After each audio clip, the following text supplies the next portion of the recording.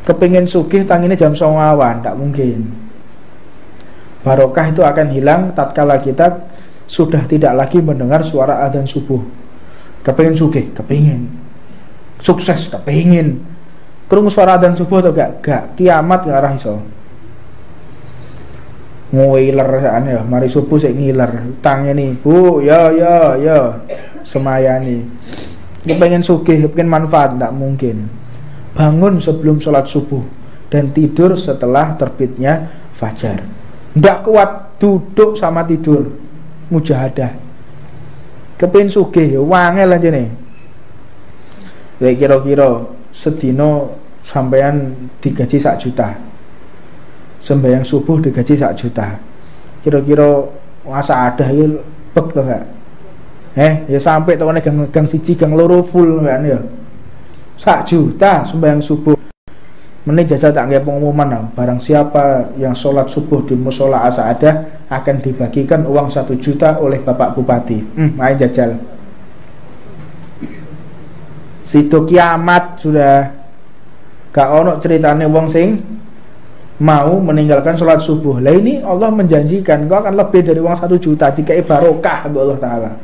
Ora gelem.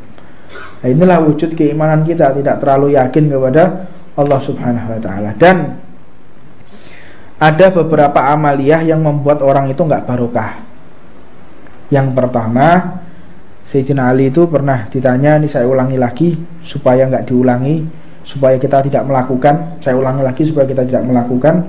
Yang pertama, ojo nyongkoti kuku. Ya, nyongkoti kuku. Nggarai kiri. Pengen kiri, lakoni. Kepengin kiri pengen barokah entek nyongkone. Ngene. Ya, cacingan kok akhirnya. Terus ngetoki kuku mbek kuku. Ngene. Ngono enggak? Ngene dikuweki ngene kukune. Nah. Terus ojo ngomong dhewe tukune masjid atau musola. Wo cerita dhewe. Musola rame. Apa meneh wayahe azan terus ngomong. Kadang-kadang lho, azan, orang kalau ada azan, makan disuruh berhenti.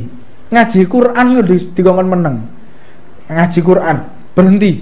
Walaupun tidak pada kewajiban berhenti. Tidak pada sofhahnya. Ini kalau diputus hukumnya haram ayat ini. Tapi kalau memutusnya karena azan tidak masalah. Karena menghormati azan. Kalau kita lagi berjalan berhenti, dengar azan berhenti. Ini kalau kita berjalan, bukan dalam berkendara ya. Kalau berkendara ya susah, untuk jalan tol intel radio. Azan mandek ya tabrak wong guri sampean. Jadi hukum itu jangan kita mengambil secara tekstual, harus ada konteksnya. Apa sih maksudnya gitu ya. Nah, kalau kita berjalan ada azan, nunggu azan sampai selesai baru jalan. Kalau tidak tergesa-gesa. Misalnya kalau kita mengimami di masjid yang lain kerungu azan, ya kudu cepet no. Jadi nggak bisa kita mengambil, loh iki kok jerene kokon melaku, kokon mandek. Lah kok imam iki kok malah melayu, kok malah cepet-cepetan. Kan dia ngimami masjid ya, harus buru-buru. Jadi harus ada konteksnya, sebab musababnya. Jangan kita memahami sepatah-patah di dalam segala ucapan. Nah, termasuk daripada mengusap keringat dengan baju ini, usapno dhewe ngene. Ya. Terus ngusap kotoran nek baju ngene. Nah, ini. Ya, iki nggara iki kere. Kepengin kere jajalan. Makane kalau ceritane wong sugih ngene ora ono, gak tau tuh ono nggo sapu tangan. Ya, nggo sapu tangan, resi, bawa pakai tisu. Potongan kok awak-awak iki lak gak ngowene wis yo. Makane gak sugih-sugih dapurane kok kene-kene iki. Lah terus nyapu rumah di malam hari. Bengi-bengi nyapu. Ini nggarai kere. Supaya diapalno iki kere iki mau. Terus jangan buka pintu setelah sholat asar. Rapet, jendela-jendela ditutup semua. Nah, itu banyak sebetulnya ini yang mau dijelaskan. Tolong gini. Jadi banyak keberkahan itu yang diambil oleh Allah Subhanahu wa taala dari berbagai yang diceritakan sama Sayyidina Ali. Nah, ini menjawab pertanyaan. Bismillahirrahmanirrahim.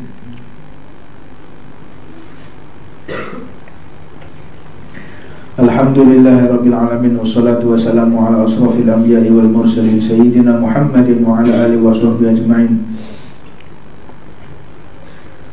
Subhanaka la ilma lana illa ma 'allamtana innaka antal alimul hakim. Rabbi ishrah li sadri wa yassir li amri wahlul 'uqdatam min lisani yafqahu qawli. Assalamualaikum warahmatullahi wabarakatuh.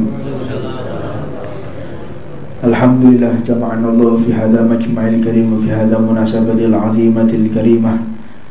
Tidak ada kemuliaan yang melebihi apa yang Allah berikan kepada kita seperti di malam hari ini, yaitu berkumpulnya kita karena Allah, meluangkan waktu karena Allah, dan ingin kedekatan khusus dengan baginda Nabi Muhammad SAW. Mudah-mudahan malam-malam seperti ini senantiasa diberikan kepada kita, dan terakhir harapan kita tentunya wafat dalam keadaan husnul khatimah. Sebagaimana yang dikatakan oleh Rasulullah SAW, iltamisu rizqa fi khabayal ardi, carilah rezeki itu di dalam kandungan bumi. Jadi maknanya Allah itu telah memberikan kabar gembira kepada kita, kalau kita mau bercocok tanam, mau bertani, atau mau mengeksploitasi yang ada di dalam bumi, maka engkau akan mendapatkan uang yang banyak. Ini dalil wong sing kepengin sugih, pengen kaya, engkau hendaknya benar-benar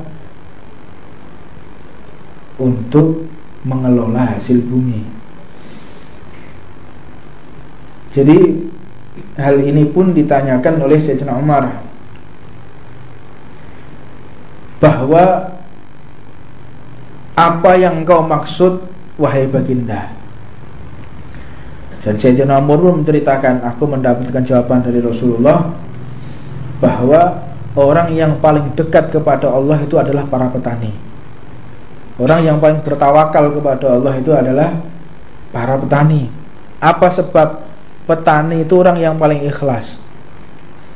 Mereka yang menyebarkan benih, ya, nanam pari, nanam biji-bijian, jagung. Dia tidak tahu apa itu hasilnya. Apa ada yang bisa menjamin seorang petani pasti hasil panennya sekian? Ada? Tidak ada. Mereka bekerja dengan bertawakal kepada Allah Subhanahu wa ta'ala, dan ketika bekerja menunggu karunia dari Allah Subhanahu wa ta'ala. Orang yang bertani gak akan ada yang melarat, jaminan. Orang yang mau bertani gak akan ada yang melarat. Loh, tapi prakteknya sekarang hasil panen merosot, hasil panen tidak maksimal. Apa sebab? Karena mereka tidak mengeluarkan zakat. Kepingin sugih, tidak mungkin. Kepingin berkah, tidak mungkin. Kepingin menjadi luas penghasilannya, tidak mungkin, karena kita mengkhianati Allah Subhanahu wa ta'ala. Zakatnya biji-bijian itu ada. Nanti kita akan bahas di nisabnya zakat. Zuruk, tanaman, tumbuh-tumbuhan, biji-bijian. Bagaimana cara mengeluarkan zakat? Dengan dialiri dengan tanah beli, dengan air yang beli, atau dengan menggunakan air yang ada. Itu banyak perinciannya di dalam zakat. Saya tidak akan berlama-lama untuk fikihnya. Saya ingin mengajak kepada hakikat seseorang itu ketika bertani. Ini untuk kita semua. Mustahil kita akan mendapatkan barokah dari Allah kalau kita tidak taat atas perintahnya Allah Subhanahu wa ta'ala. Jadi pemerintah ini jangan cuman memberikan edukasi tanaman yang baik, benih yang baik. Ajarkan mereka kepada syariatnya Allah. Cuman diarahkan bagaimana menanam yang baik, gak diajari zakat. Sampai